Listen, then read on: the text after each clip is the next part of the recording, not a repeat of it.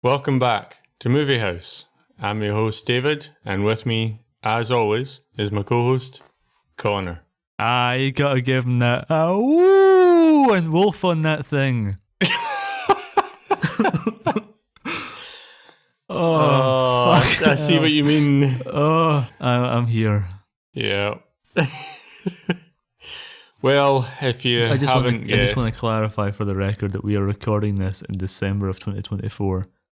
And that we're not recording this the weekend that clip went viral. Yeah. It's not relevant. Utterly forgotten. So, if you haven't already guessed, we are today going to be talking about The Wolfman. What year is that one again, Connor? That's right, David. It's the 1941 classic Universal monster film, The Wolfman. Or Cum film, if you will.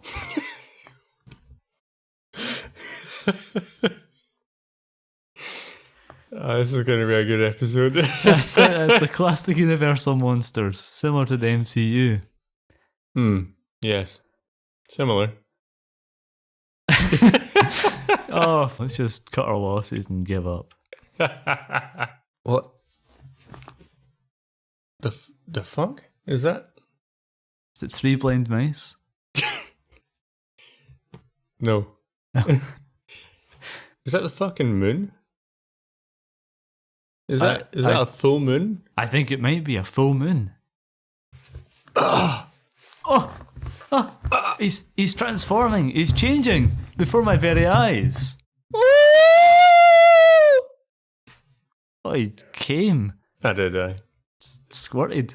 Yep. Come. Classic Universal monsters. When you did that hole when you stood up, I didn't realise you were sitting on a giant knotted dog dildo. You stood up to full height and it's still in you. I didn't know you were riding that red rocket.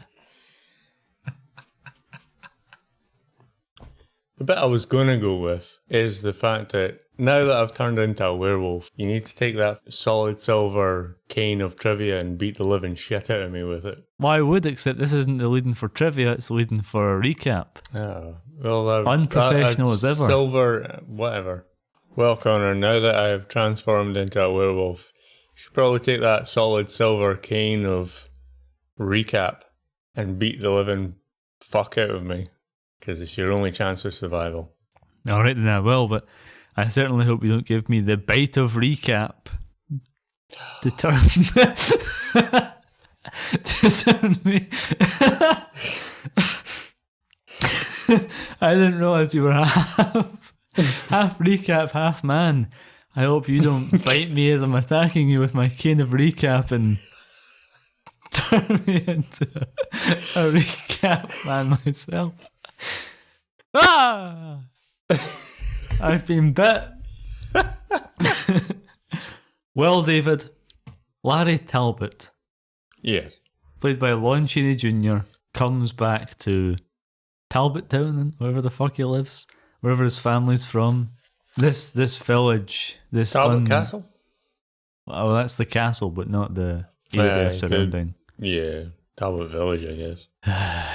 Talbot Town. I'm going to keep calling it Talbot Town. Good. He comes back to Talbot Town, reunites with his father, Talbot Senior. Lord Talbot, played by Claude Rains. They mention briefly that his brother died. Yes. And it's never brought up again.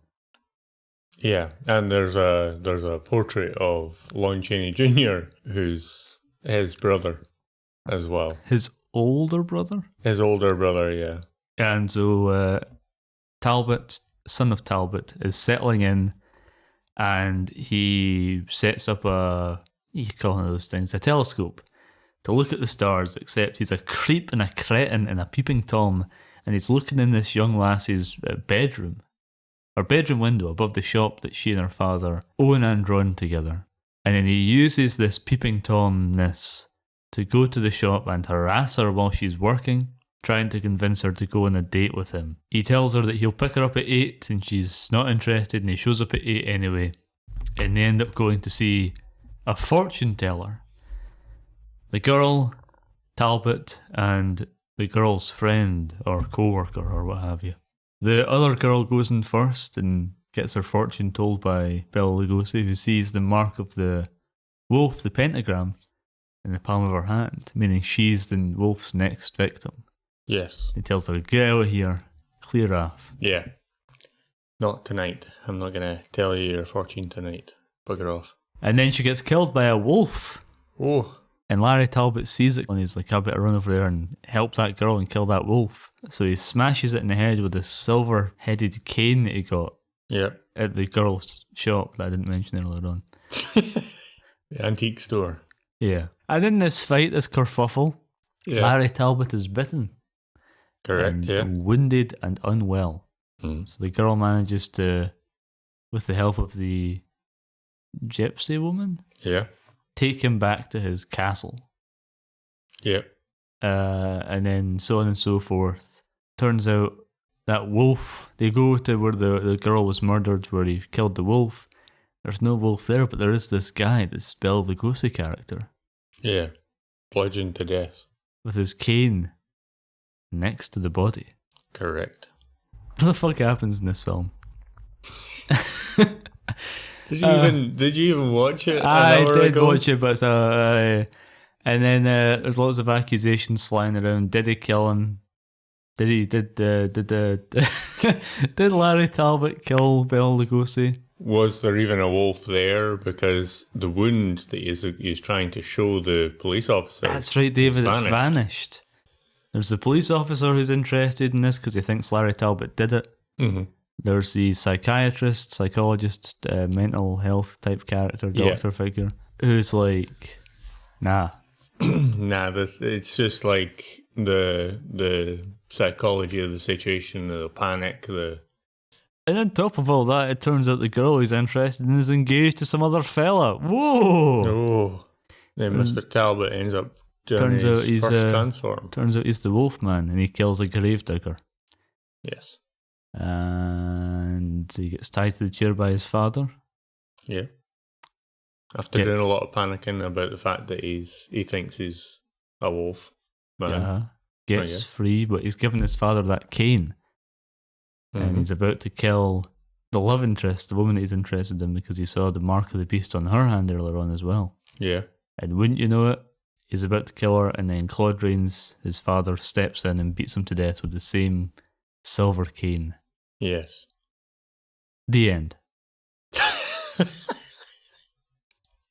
That's how these old cop movies end. They do. Have you ever seen Dracula with Bela Lugosi? Yeah. They walk into that man's crypt, hit him with a stake once, and it comes up the end. Yeah. Thump, he's gone. The end. No post-credit scenes. Well, you don't need to. It's all the credit. The entire movie is a post-credit scene. Are you making a joke about how credits used to be at the beginning of the film? Lord have mercy. Well, Connor, that was an attempt at a recap. That was the Wolfman in so many words. I got the broad strokes. That's what a recap should be. Yeah, I'm sure you'll edit it into something manageable. No. Well, David, that's my recap of The Wolfman. Very good, Connor.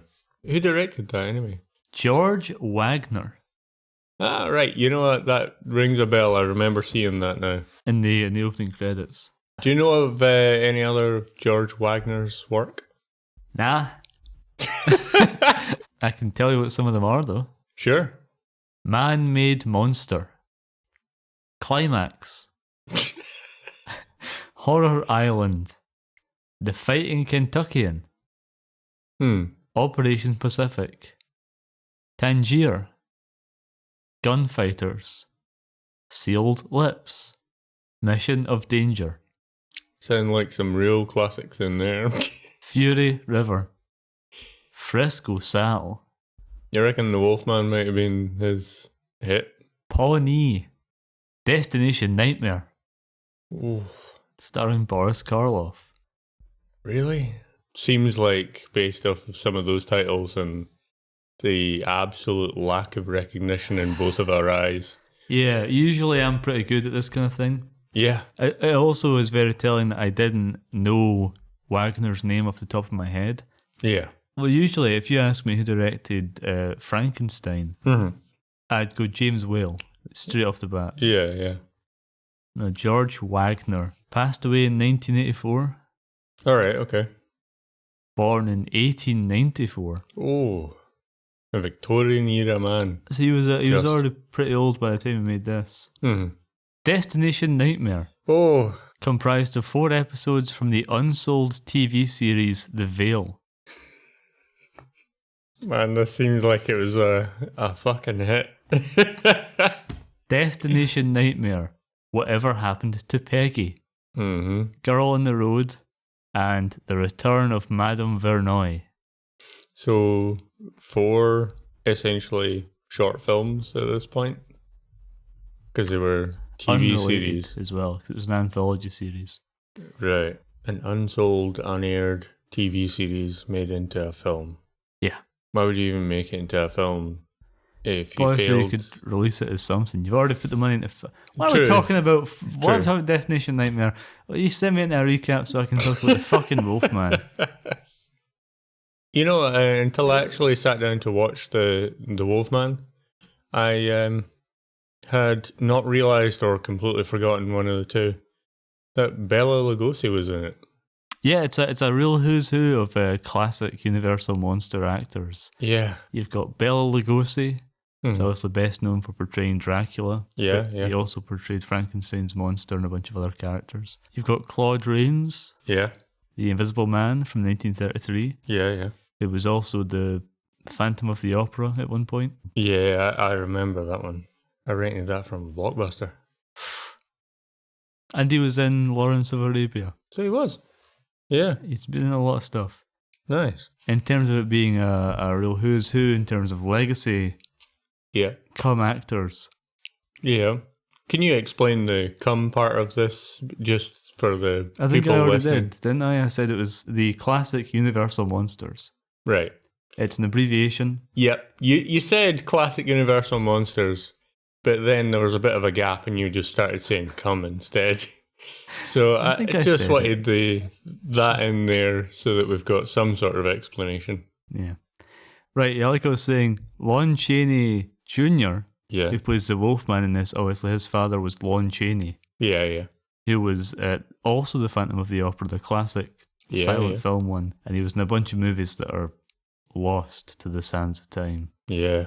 But Weren't some of those movies, weren't they lost because of all the fucking fires and stuff at studios and things like that? that's right, David, yeah. The most famous one being London After Midnight. Yes. It's a couple of clips and like a few images from that, and that's everything. But Fucking hell. apparently one of the best silent era horror films, just lost. Absolute fucking shame. Thank God, though, we have Destination Nightmare surviving until this very day. Yeah. Thank God. All right, that's enough. The world wouldn't be the same without it. No. Did you enjoy this film? I did. Had you seen it before? I had seen parts of it before, probably as a child, Right. but I had not actually seen it in its entirety. I hadn't actually ever sat down to watch it. I had seen it in its entirety. I'd watched it fully once before. Right. Was that in like a sort of cum marathon? A bukkake, if you will. That's right, David. It wasn't that. I was getting a lot of cum at that point. I was showering myself in cum. I can't believe that's going to be the entire fucking episode now. I can't believe that's all we're gonna bring to this. Yes. Yeah, I'd seen a few of the classic Universal monster pictures. I'd seen definitely Frankenstein. Yeah. And then they started releasing them on these 4K ultra high definition Blu-ray 4-packs, 4 at a time. I think they only Right. had 2. And the first pack was Dracula, Frankenstein, that Wolfman, and the Invisible Man. Right. Those 4. And I will tell you this right now.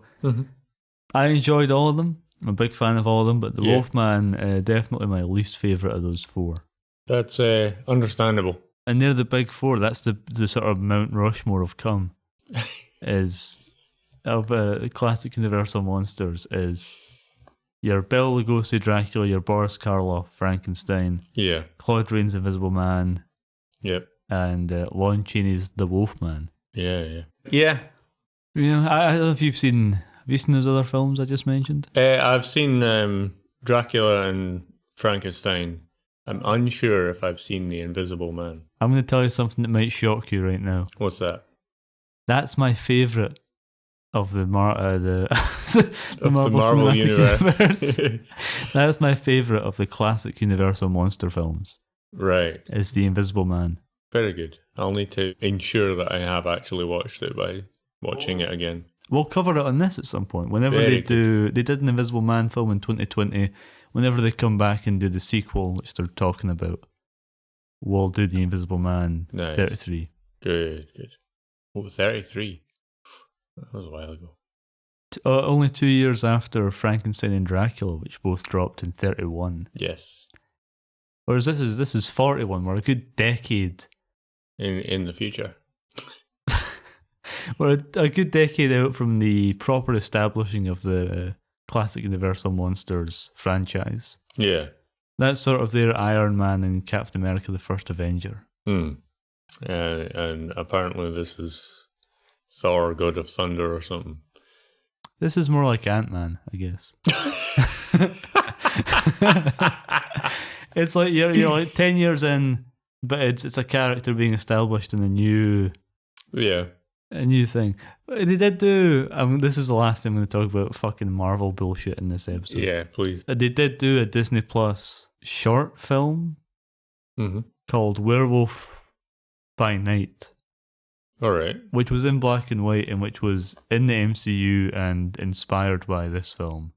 All right. Nice. I didn't see it. I have not seen it either. I like to occasionally watch some of the Disney shorts, though. Some of them are pretty decent. Yeah. Oh, this short's like 50 minutes long. Oh, right. Fair enough. It's not a short. It's not an animated short. Right. It's like 3 minutes. It's under the length of a feature film. Ah.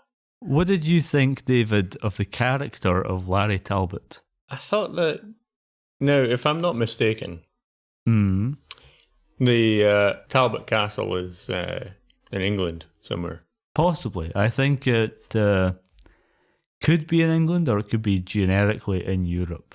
I know they're all speaking English, but they speak English in Dracula it could just be as well. In Europe. Yeah. They speak English in Dracula and in Frankenstein, and Frankenstein's set in Germany, I think. Yeah. In Dracula's... Transylvania. So, not America. Right. I know where you're going with this. And then you've got Lon Chaney's Jr. is very, very American. However, of course, it is mentioned about the fact that, it spent a bit of time in America. Yeah, aye. But, I mean, what age was this man estranged? Well, I think this is what I wanted to talk about when I mentioned earlier on about ages. Right, okay. What age is the character supposed to be? Because I know what age Lon Chaney Jr. was when he filmed this. I know what age he looks like he is, which is older. Yeah. But he's playing this like he's a Lothario. Like he's a young bachelor. Yeah, he is playing it like... and everyone sort of interacts with him like he's basically barely a man. Like he's early 20s. Yeah, aye. Like he's some twink and he ain't. No. So regale me with how old he is, in fact, at the point of filming. And I'll let you know whether or not that is what I thought he was. Okay, David. Lon Chaney Jr. was born in 1906. Okay. He's not as old as I thought he was. He's 35-ish. He's in his mid-30s. Wow. Okay. Especially for the later part of the film, he did not look 35. He looked older than 35, but people... It was a rough time. True. Also, I have an answer for you. Apparently, according to Rotten Tomatoes, the film is set in Wales. Oh, And okay. all those characters are Welsh. Now, like I said before, different time of filmmaking. You didn't hire a bunch of Welsh actors. You hired Claude Rains. You didn't get him to do Welsh accents. You didn't get anyone to learn a language. You spoke with the voice you had. you spoke with what God gave you. Yeah. And occasionally put in a reason why. Or a half-baked reason why that they spoke the way they did. Yeah, only if it's really noticeable, but... Like in this Lon Chaney Jr. Yeah, I definitely thought he was older than that. And So it's even more interesting that he plays the character, or the character was written in the story to be younger than that. yeah, like a 22-year-old young man Yeah. who's barely sort of gotten their wings, so to speak, out in America after what seems like, based on the way that we're talking, what seems like maybe at maximum a 4-year absence. Yeah. Like, he did not seem like he would have been a teenager or, well, maybe not a teenager, but like a young teen when he was estranged from his father and brother. It seems a lot more like he was maybe 18 and went, nah, I'm out. Off to do my own thing. And maybe not even as much as that, because some of the other dialogue between some of the characters and Lord Talbot allude to the fact that this guy was a bit of a lad around town for a while before he left, because he had pointed out about the fact that he's matured a lot since being in America. Which I wouldn't necessarily agree. The very first instance, the very first opportunity to go take a lass out, he takes up on, doesn't really bother taking no for an answer. I mean, I get it. It's a bit of a different time, but she did say no about 5 times. And also he's a peeping Tom. Well, yeah. He's a creep. He's a cretin. Yeah, he's... I don't like him is what I'm getting at. I don't like this character. Yeah. I think, honestly, it's one of the reasons that I'm not overly sold on the film. I think you're right. He's not very sympathetic. Yeah, it's hard to be empathetic with the character's plight when you don't really like the guy. Yeah, and also I think the age thing with how old Lon Chaney Jr. appears to be adds to his creepy cretin factor, because he is lusting after a young woman. Yeah, aye.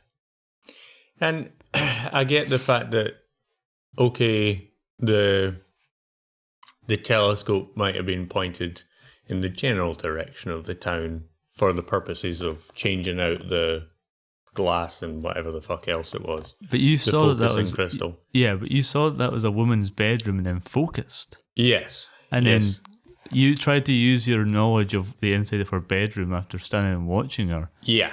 To mess with her. Yeah, that's I'd say that noticing it was a woman's bedroom, and even focusing it just to be like, what the fuck? Fine enough.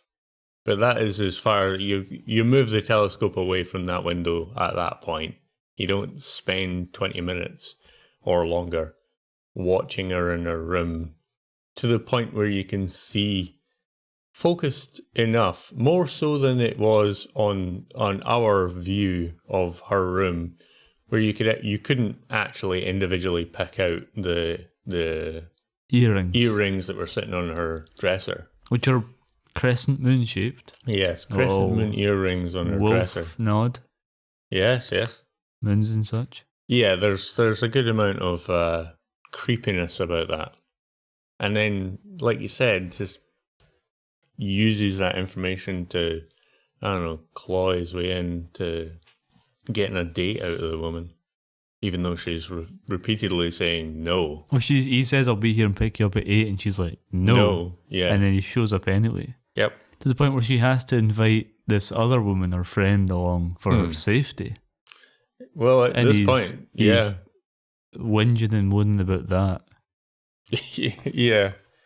And then his willingness to go, all three of them, seems to come from an illusion, or the illusion of there possibly being a threesome out of this. Because the way that they... oh, seriously, the way that if you pay attention to the way that the one that is sort of got invited after the fact turns up, he's like, why would I want to go with this woman? I'm trying to be with you. Like, I'm trying to take you on a date. Yeah. And then she says, what, you can't handle both of us? And he's like, haha, I'm sold, let's go. Yeah. So, yeah, it's basically the idea of the possibility of a threesome. I don't know if they had threesomes in 1941. I'm sure they would have. They might not have called it a threesome, but yeah. The old spank and pank. The old they called it back cum in the day. network. If they knew what a network was. If you said to someone cum network, they would go Classic Universal Monsters Network. Yeah. And we'd be like, yes, that's what we're talking about. What the fuck else do you think we're talking about? Are you talking about seamen, navy faring men? Yeah. No, I think that's a main part of the issues I have with the film. Yeah. Is what a creep this guy is. Yeah. At no point, even when he finds out that the woman's engaged to someone else. Yeah. He's like, still pushing her up on the tree and try to give her a fucking kiss and shit. Aye. It's like she's stated multiple times. And he tells that other girl to go in for her palm reading first. So that he can have a bit of private time with this one. So that he can lead her off into the dark, misty woods on her own and try and pressure her. Yeah. I fucking hate this guy. I'm glad he got clubbed to death by his own father. Yeah. But what I will give the film, outside of this, is it's got really, really amazing atmosphere. Oh yeah. I love those shots where it's just they're in the woods, and there's so much mist on the ground it almost looks like the bits of dirt and land that come up above the mist, like they're islands. Yeah. Surrounded by water, you know? Yeah. Especially the scene where he kills that gravedigger. Yes. Aye. Oh, man. Yeah, I think they did really well with the sets and everything as well. Like, and let's face it, also a little bit of the camera trickery going on as well.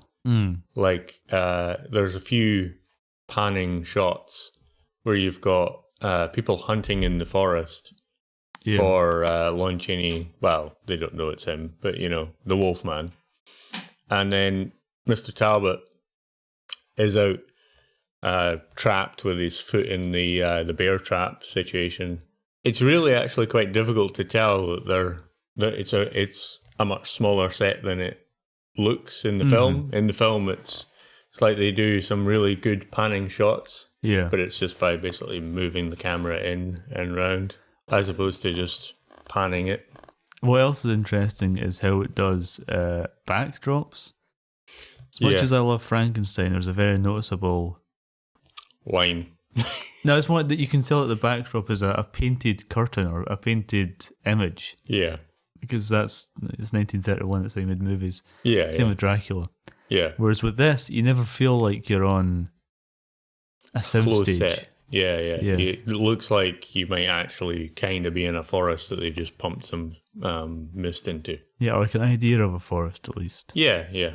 It definitely... They did well with that because it definitely does seem like it's a much bigger place than it really is. Yeah. There's a couple of bits where it's kind of noticeable. I found where they're at like the first time he comes back into Talbot Castle and the approach. You can distinctly see that most of that castle's a painting. Oh yeah, but it's a matte painting. It is. It's a much better way of doing things than And they had legitimate bits of building there, at least. Yeah, well, matte painting is a different thing where you paint it on glass separately, and then you can project Kinda the image of the film superimpose and line them up and have it look like Star Wars uses it a lot. Yeah, There's yeah. tons of films from this era. Yeah. Going quite a bit further forward as well. Continue with it. Oh, and going further back as well. Well, like yes. the 1920s through to the 2000s, I guess. Yeah. Occasionally still used, but not really. Yeah. But that's good use of that. But it's, as I say, it's better than just painting a curtain and then hanging it up in the actual scene and filming that. Look at the night sky. Yeah. Yeah. David, it's time for the wolf trivia. Put some fucking effort in, man. What's the alternative? The trivia man? Yeah, sure. What happens when we cover Batman or Iron Man or Spider-Man? What then, David? We come up with something better. Welcome back to Howlin' Mad Trivia, man. That's the one. Oh, David, it's a full moon. Do you see that full moon in the sky? I do indeed. Yes, Connor. I was too busy looking at it there. Gobsmacked. I'm transforming into trivia. That's right, I'm now the trivia man. I transformed. Here's a fact for you, David. Okay, yep. The first of many. Mm-hmm. Kurt Soidmak's original script for the film called for the film to be a bit more vague in regards to whether or not Larry Talbot was actually a werewolf. Okay. You never saw the transformation on screen. Yeah. It was more of a question of, is he having delusions or is this a real curse? Right. You can kind of see traces of that because often when he sees the mark in someone's palm, no one but him can see it, and also we, the audience, don't see it. We do, briefly. We do at the beginning with Bela Lugosi's character. No, we see his. He briefly shows up as well with Talbot. Not in every scene, though. Not in every single case. No, you don't see, he's not it's looking at the gravedigger's hand or anything like that, so you don't see it there. It's only, you see it on, what's her face? No, I'm sure he looks at her hand and reacts, but there's no insert shot. It's definitely there, because I saw it. Right, well, I'll check and I'll put in a big fucking wrong on yours. On you. I'm bringing that back from Insert Brain here, a Simpsons podcast. Our other podcast, we talk about The Simpsons. Check out the website, insertbrainhere.podcastpage.io. That was insertbrainhere.podcastpage.io. Oh my god. What's your issue over there? Shameless plugging. Let's get on with the trivia here. Remember that wolf? Yes. Remember that wolf that Larry Talbot fights? Yep. It's obviously not a wolf, it's a dog. Yeah. That was Lon Chaney Jr.'s own German Shepherd. Oh, okay. Makes sense why I could run up to it and tussle with it and not get ripped apart. Yeah. There was originally a scene in the film in which the Wolfman fought a bear. All right. They started filming this, and unfortunately the bear ran away. Scenes of the fight were used in the theatrical trailer, and Evelyn Ankers, who plays the female lead, was chased by the bear. When it escaped its trainer, it chased her up a ladder, and she was pulled to safety by an electrician. Fucking hell. The bear was reported to be 600 pounds in weight. So not small. I don't know. I'm not an American. Yeah. How many hamburgers is that? I was going to say enough to feed a small American family, but that's not true. That's not true. Small American person, maybe.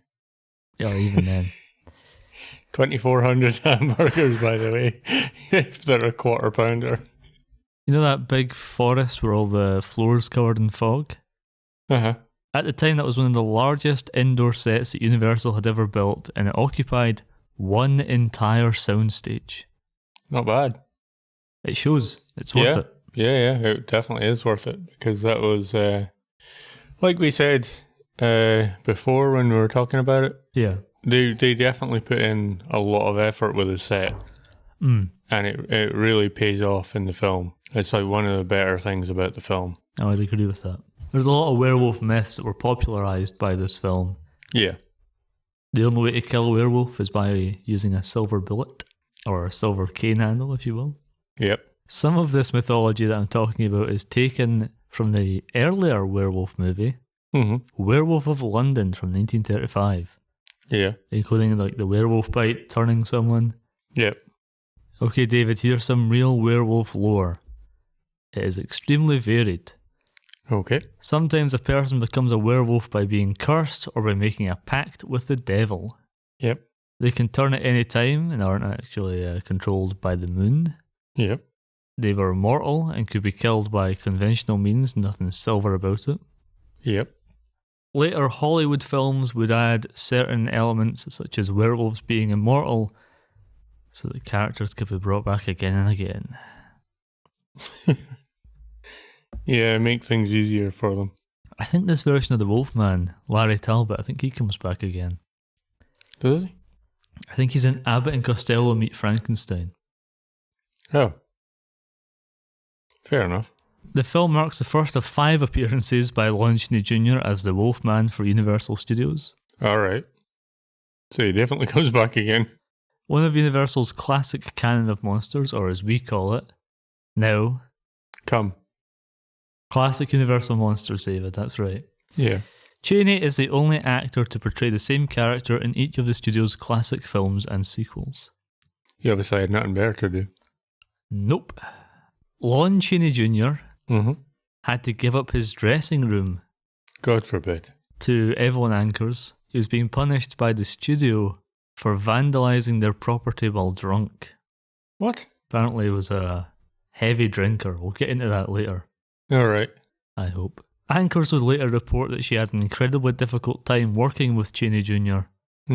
He would consistently irritate her, nicknaming her Shankers. A shank, like a homemade knife. The term refers to a backstabber. Alright. While also playing lots of juvenile practical jokes, such as sneaking up on her in full makeup and trying to scare her. Alright. Guy sounds like a real prick. Yeah.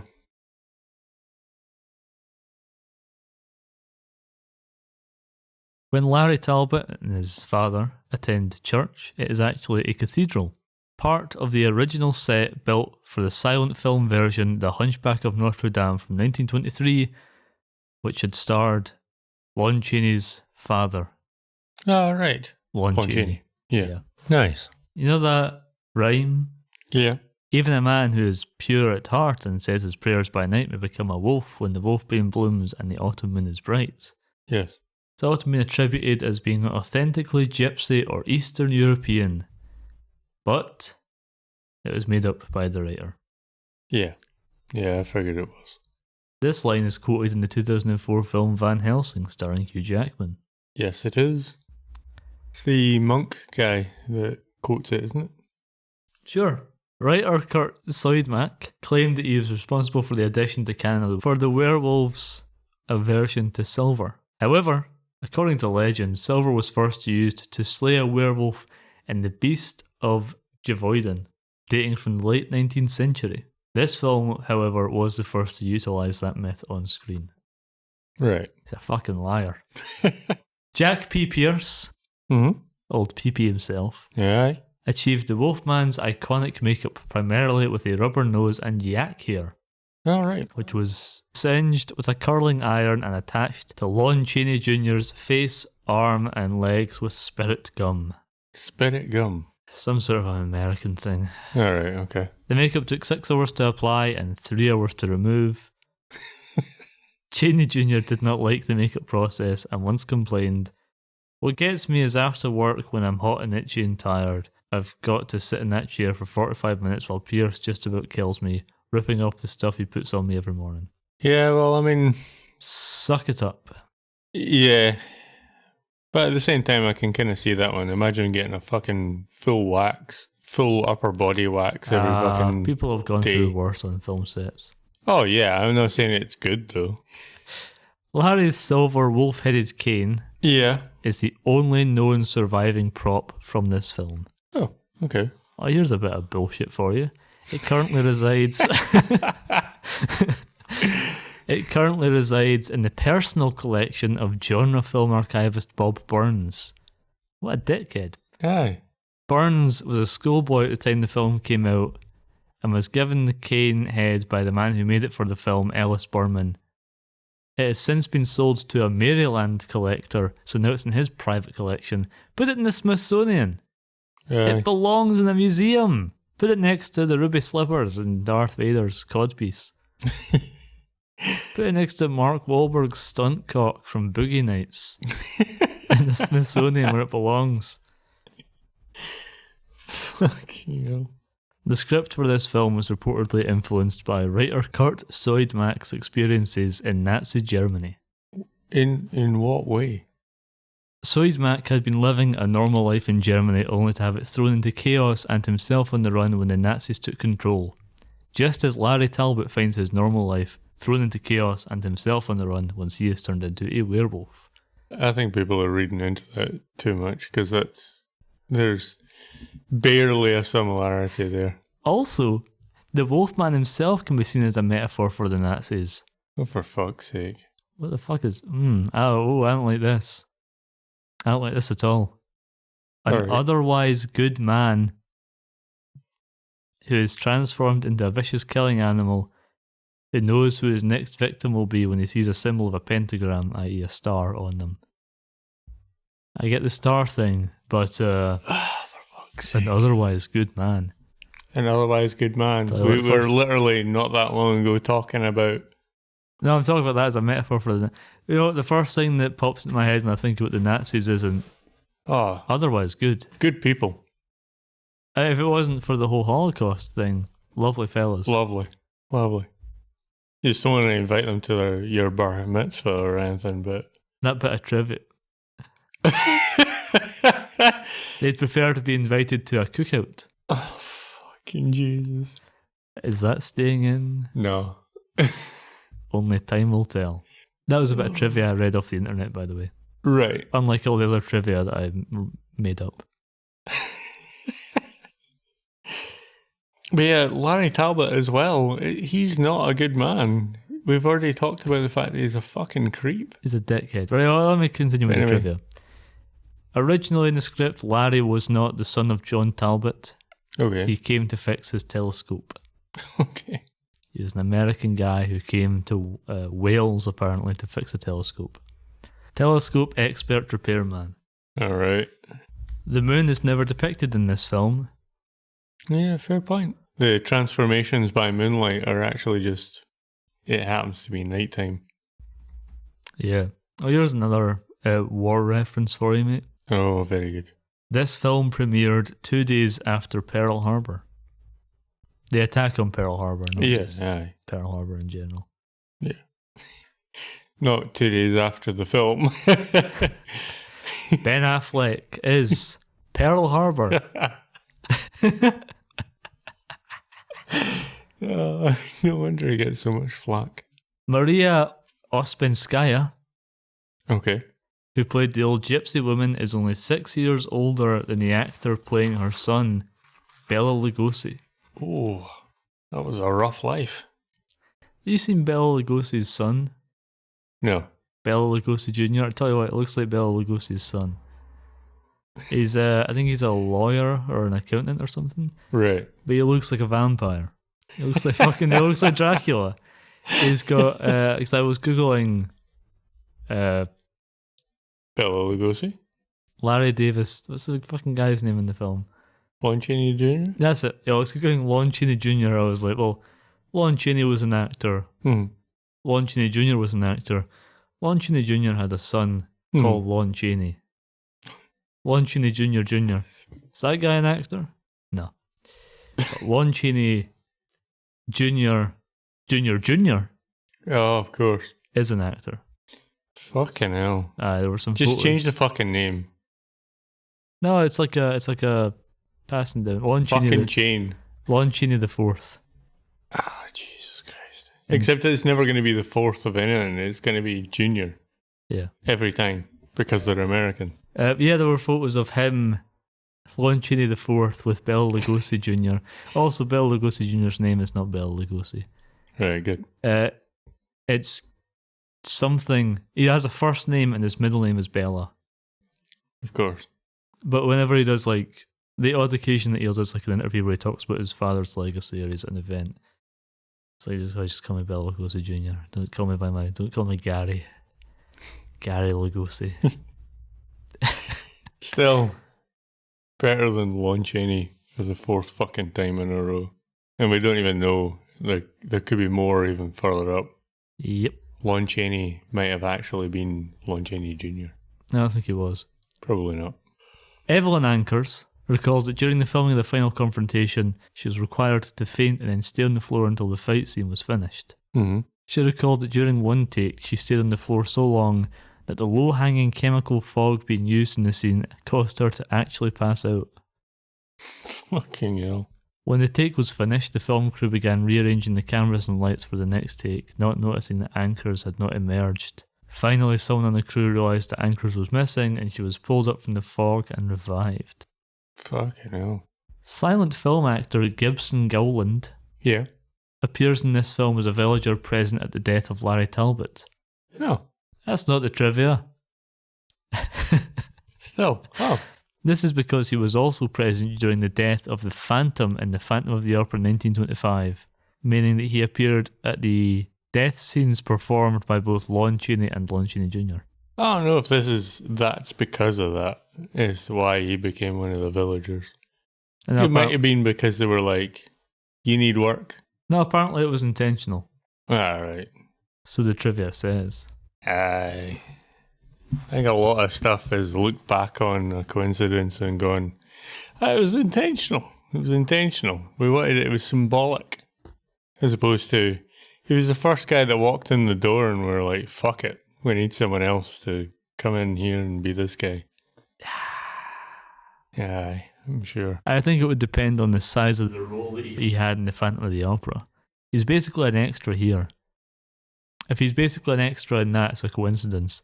He's a proper full-time actor in that and he's sort of retired and then he came out of retirement to do this. It was intentional and you're a fool. Yeah, I'm not a fool. You're a fool. Not for You're that. a foolish fool. You've been fooled by the IMDb by my trivia. By my trivia. Your trivia, I'm sure. Yeah. Let's find out if Lon Chaney Jr. was an alcoholic. Oh, he was released from his contract with Universal in 1945 due to his alcoholism and personal struggles. Alright. So he definitely did have a bit of a drinking problem amongst other things. Drinking on the job was common for him. Fucking hell. Oy, oy, oy. That's the end of trivia. Shall we pay a visit to James Franco's House of Casting? Oh, fucking Jesus. James Franco's House of Casting. Are we keeping that name? You ask this every single time and then go, fuck it, it'll stay this time. No. This is a new edition. It was originally... it's actually James Franco Presents House of Casting. Yes. I do not like the title. Yep. I know. I didn't like the original title, which was Casting Couch. Yeah. I didn't like that title either. Crikey. Let's come up with another name on the spot, David. Is this going to be another thing where you have to come up with a bit? Me? I would love to see you come up with a bit. If it would only ever happen once. I'll give it a try. Using the knowledge you have of this film, come up with a bit. Don't lean the mic on your fucking leg. Know what that does to your audio quality? Yeah. I try and bring a professional tone to the show. If anyone listening can't see that, that was me skeptically looking at Connor. You meant me across slapping the room. tears and went, don't worry, they heard it. Aye, they did. Come up with a little bit. Give it a shot. It doesn't have to be good. It doesn't have to stay in. Just give it a shot. I know nothing about this movie. You watched it. I'm aware. Use that knowledge to your advantage. Mate, you're asking someone who's currently almost asleep. Oh, Christ People almighty. in comas have got more brainwaves than I do right Fine, now. I'll do it. David, it's time for us to go into Bela Lugosi's caravan of casting. Look into the crystal ball and see who is almost in this film. Oh. Ooh. Ooh. Dick Foreign. A foreign dick? That's right. That's what I get when I go to Taiwan. That's the name of that country. Tibet. Thailand. That's what I get when I go to Thailand. Dick Foreign. What about Dick over there? What about him? Dick Foreign was originally cast in the role of Larry Talbot, the Wolfman. Ah, right. Okay. He's a popular cowboy actor and B-film star. However, just a week before filming began, he was replaced By Lon Chaney. by alcoholic Lon Chaney Jr. Oh. Just out of curiosity, Yep. how old is Dick Foreign at this point? Fucking hell, what are you asking me this shit for? Because I want to know if he was actually a legitimately more appropriate aged He was person. born in 1910 in this film, so he was 30. He was 30.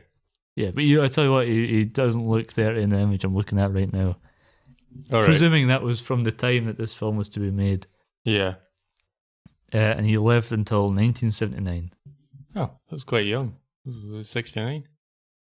69, you say? Yeah. Dick Foreign?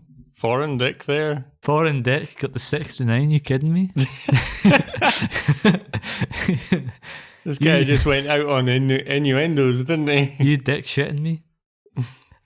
I feel like you'd be an entertaining guy to be around. Dick Foreign also starred in The Mummy's Hand. I You're didn't know telling me was a that The movie. Mummy's Hand stroked that Dick Foreign? Oh, fucking Jesus. I cannot find a reason why he was fired. I don't know. Was Lon Chaney Jr. ever actually considered like an A actor, like an A-list actor? Because even as an alcoholic, that would probably put him above. I don't know Dick any of Foreign. his roles besides The Wolfman. Neither do I. Then again, I don't know too many old movies. Right. Yeah. So maybe he was a star. Who could say? Not me. It's lost to history. You see, the studio originally wanted Boris Karloff, who had previously played Frankenstein's monster in The Frankenstein, Bride of Frankenstein, and Son of Frankenstein, as well as playing Imhotep in The Mummy. He said no thank you. Okay. Before Dick Foreign was cast, Bela Lugosi campaigned heavily for the role Right. and was instead cast in the minor role of Caravan did. the Gypsy. Yeah. Is Gypsy a slur now? I don't think so necessarily. I think it's not a word that's used anymore. It's old vernacular. Yeah, I would say it's old vernacular, but I don't think it would be necessarily a slur. I think maybe the slur, I guess, would be maybe like Jippo or that kind of thing. Oh, Jesus Christ, just say it, why don't you? Well, I did. You want to say it again? Sure. Jippo. That's the end of that insult sent me straight out of the crystal ball that Bela Lugosi was showing me, and we've been kicked out of his caravan of casting. We have indeed. Maybe he'll visit us next time. Maybe. Maybe we'll stay with that. Maybe we'll do a new one every week. Only if you're thinking it up. Maybe I'll be found hanging from the rafters Probably. of the caravan. Next up, David, it's more bullshit. Good. Fucking Christ, I almost got killed. I was almost crushed to death. Falling from the sky. A box, David. Presumably thrown by a wolf-like man. No. No? All right. I don't know where they come from. From that big chute above where I sit. It's a big chute and it shoots out. Boxes of letters in the box. These letters aren't letters. They're No. letterboxed reviews. It's time for Letters in a Boxed. Oof. This is a segment in this show where I read letterboxed reviews for the film. Yep. I'm going to read off some letterboxed reviews now. Brian Collins, 4 stars, Okay. writes, "Poor Larry. Tries to steal a guy's wife and becomes a werewolf instead. Tale as old as time." Silent Dawn, Okay. 4 stars, writes, "Larry Talbot is a weird creep in this, spying on Gwen through a telescope, not listening to her rejection, and being disappointed when she brings a friend along for safety to the date, so the tragedy elements don't resonate effectively. But the Universal Forest set is one of the most iconic classical horror images. Pure id. I could watch the fog flowing over the landscape all fucking day. And Lon Chaney Jr.'s Wolfman figure cast as a shadow against the trees in full moon, chills to the bone." Did you and I write that before we started doing this? No, I fucking read podcast? it and made his opinion my own. Right. Well, it's one hell of an opinion, and I think it's just a general read of the film. I think it is. Yeah. To be fair, we're not some unique thinkers, you know. but why the fuck are we talking on a podcast about films? Because I had 2 microphones. Oh, gathering dust. Aye. Gathering grease from our fingers. Sydney writes, 4.5 stars. Okay. "It is clear to me that the Wolfman is the best universal classic monster." That's classic universal monster, Sydney. Mm-hmm. It's not Occam, it's cum. And that werewolves in general are underappreciated. I always felt excluded from vampire fever, but as my frontal lobe develops, I am slowly freed from the realization that I was a werewolf all along. The werewolf era is coming. Save us, Leigh Whannell. Save us. That is a reference Uh-huh. to the upcoming Wolfman movie, which is the reason why we're covering the Wolfman now, which I didn't mention at the start. We're riding the algorithmic express of the Wolfman 2025. Yeah. And Carter- for some reason covered this film instead of... It was this or Nosferatu. I think we made the wrong choice. Nosferatu's a big hit. Yeah. Fucked it. We're here. Carter.mov, 4 stars, writes, "Larry got that dog in him." All right. Jack writes, Mm. 0.5 star. Oh, fucking hell. "A nuanced and in-depth analysis into the psyche of a gamer." Oh, okay. Oh no, sorry, that was a review of the 2012 film Noobs. What the fuck? It slipped in here somehow. How the hell did that get in there? How does that happen? Scream Queen, Yep. 3.5 stars, writes, "No means fucking no, Larry." Yes, it does. Alright, this is a weird one. P299, 3.5 stars, writes, "The kid in middle school who always wore the same Naruto shirt like." Okay. I'm not sure what to do with that information. And lastly, Nora, Ah. 2 stars, writes, "Good thing that wolf bit Lon Chaney Jr. to spice up his uncharismatic vibe. He really needed another hobby besides relentlessly harassing women."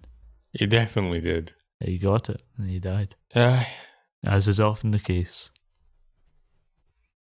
He got beaten to death by his father. Good way to go for him, I suppose. Bang, bang, bang. Dead. Dead. Done. Caned, if you will. His father said he was going to cane him, and then he was like, "I don't see what's so bad about that. I'll spank on the arse," and then Fucking found out. fucking bludgeoned them to death. For the best. Horrible way to go. Okay, David, it's time for Rigatoni Ranking. Oh, This is very good. this is left over from our other podcast, Postulating Pasta Podcast. Yep. That's the one. We're going to be ranking pasta. That one Yeah. died a horrible death. It did. Our third co-host passed away in a spaghetti eating incident. Matthew. R.I.P. R.I.P. You would have loved. Rest in pasta. Rest in pasta. Rest in pasta. You died. You lived as you. You died as you lived. Eating. Sucking on that spaghetti. Sucking on some limp noodles. My ranking, David, is in overall. I'll go through the entire thing, the original ranking, and then I'll say where Wolfman is. Mm-hmm. In last place, 8th place, is the movie Joker 2019. Yeah.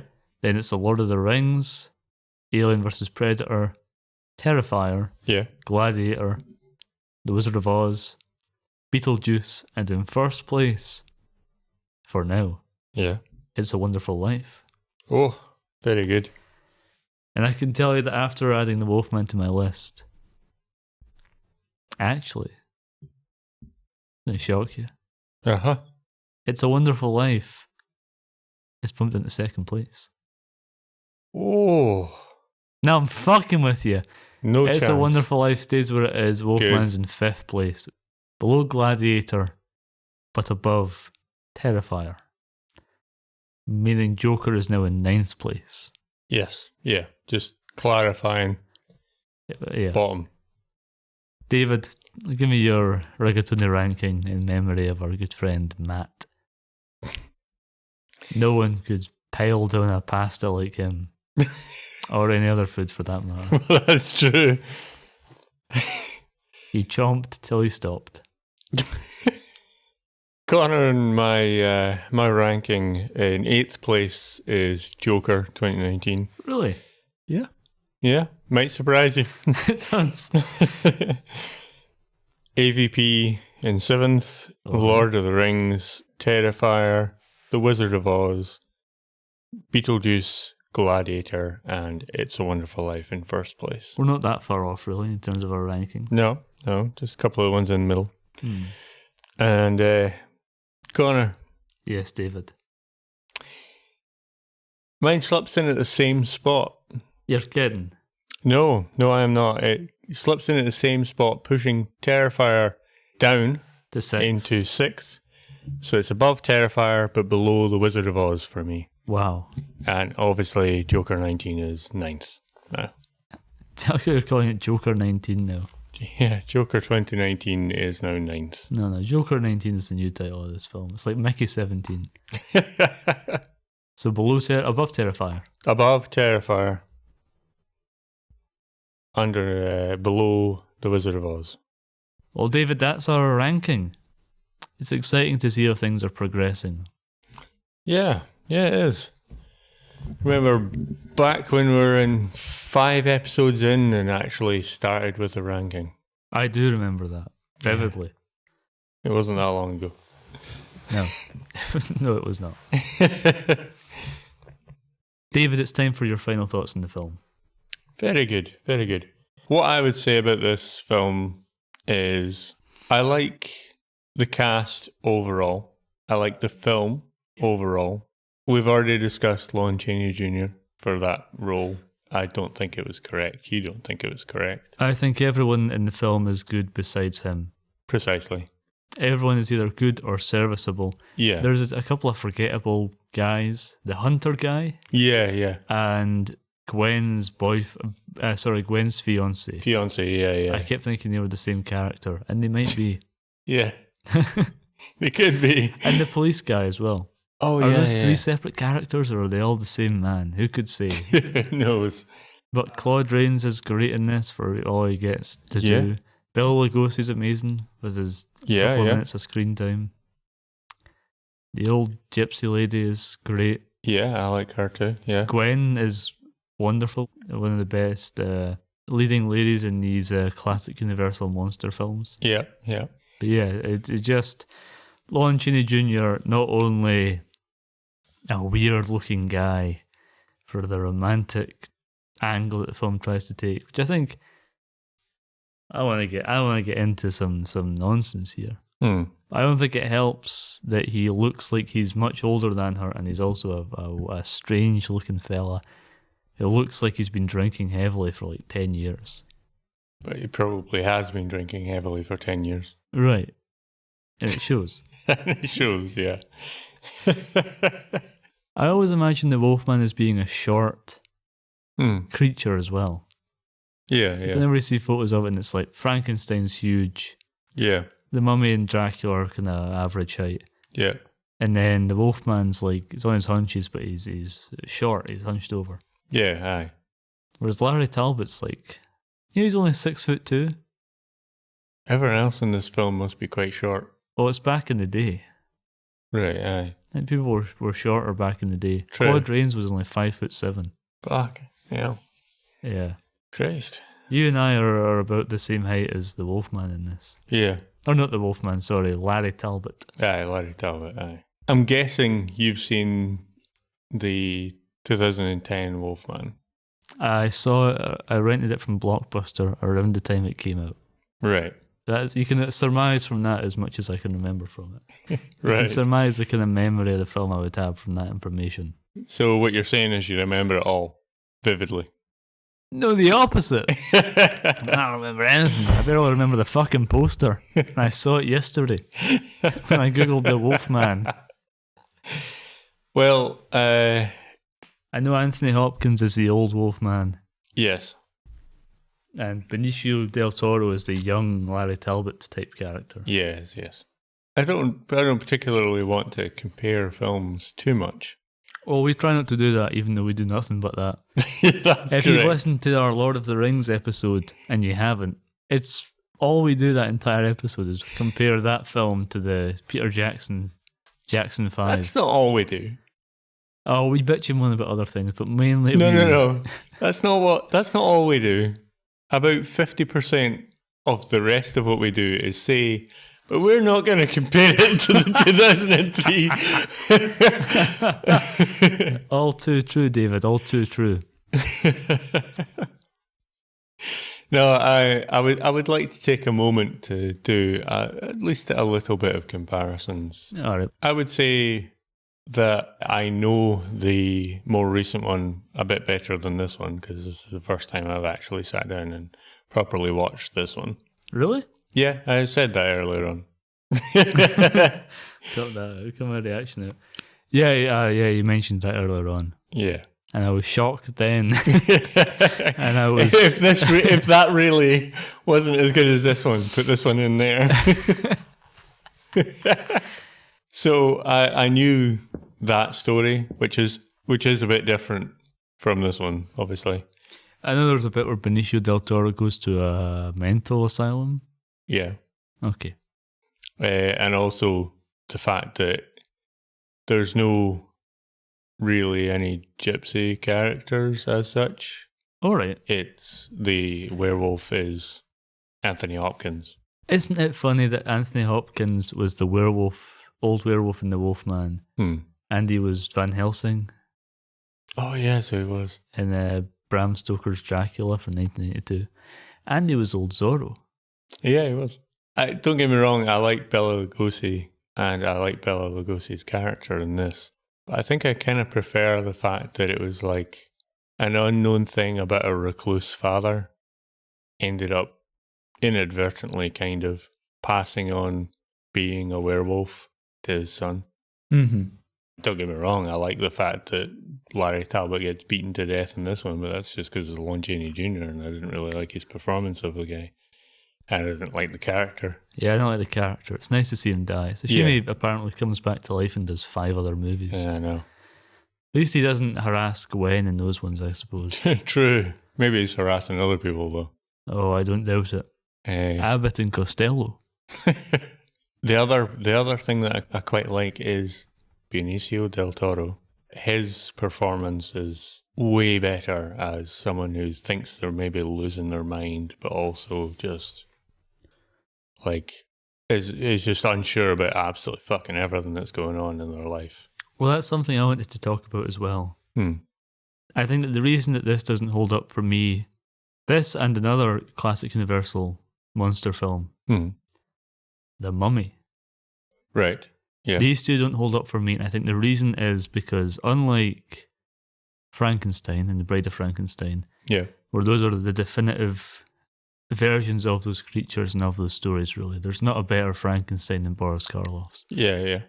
You know, Bela Lugosi, Yeah. Amazing Dracula. There's a lot of other Dracula adaptations, Christopher Lee and Gary Oldman and so on. Yeah. There is something about that Dracula film that stands the test of time. Yeah.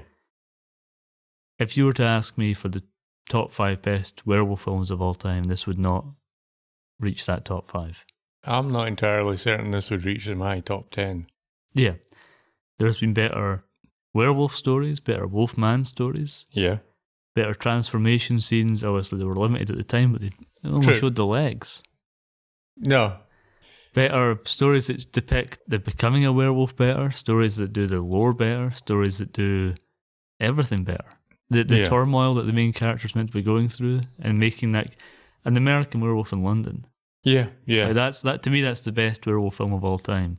Yeah. I could see that. Whereas I can't think of, and same with The Mummy, Mm-hmm. you know, where the 1999 Brendan Fraser Oh, of classic, course. one of the greatest films ever made, Of course. doesn't even compare. That Boris Karloff film doesn't even compare to it. I saw something. There's no mummy in it. There's barely any mummy in it, man. There's 5 seconds of mummy. He's in the tomb, he's in the sarcophagus, he wakes up, he shambles out the door, and the rest of the film is just some fucking bloke. Just a fella. He could be sitting at the pub, you wouldn't think twice. If you saw Arnold Vosloo's The Mummy, the Imhotep, sitting at the pub, you'd go, fucking hell. That's an ordinary looking man. No, he'd be a mummy. Yeah, Even if he was an ordinary looking man, you'd be like, that muscly bald man is wearing robes. Yes, Is that Johnny Sins, you would ask yourself? Is that Joe Rogan?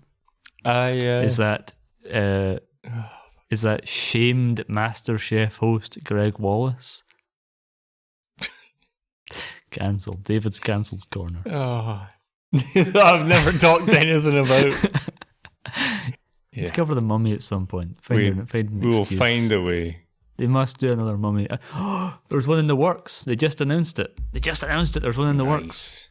We need to limp this fucker along just long enough until we get to that, and then that's us. Limp this biscuit. Oh, that we do. This has been Movie House. I've been your host, David, and with me, as always, has been my co-host, Connor. You know, David, I was readjusting the lenses in my telescope earlier on, and I happened to see into your bedroom. What? It happens as you're readjusting the lens in your telescope, getting the focus correct. And I happened to see you were watching a film called Paddington. Oh. That's right. We're covering Paddington in the next episode of Movie House. Yes, we are. Be here for us to talk about Paddington. And we're doing that to ride the algorithm... the algorithmic express of Paddington 3, Paddington in Peru. The first one's the one with Nicole Kidman in it. Yeah. If you want to watch that film, buy it on Blu-ray. Yeah. Or you can watch it on Netflix. It's on Netflix in the UK or whatever. Yeah. It's on Channel 4 or BBC probably. It's all the fucking time. It's Christmas, man. Not when this goes out. Happy New Year. Oh, fucking Jesus. Oh, all right. Connor, take it away. You can follow us on Instagram at MovieHousePod, or you can follow us on Instagram and Twitter at T422. Check out our other podcast, Insert Brain Here, a Simpsons podcast. We are almost at the end of season 3 of The Simpsons. How exciting. So very. That podcast has a website, insertbrainhere.podcastpage.io. And if you look up T422 Productions on YouTube, you can see video versions of this show and that show. There's no difference. It's this audio with a still image. Yeah, there's a picture and it doesn't move. No. Maybe one day it will. Maybe one day I'll add like behind the scenes photos and stuff and little clips and that. This has been Movie House, David. And that's the ticket. Are we doing it together? Actually, no, you should say this has been Movie House, I guess. Yeah. This has been Movie House. And that's the ticket. And I keep your one, I'll let your one better. Goodbye. Ta. C422 Productions, honey boy.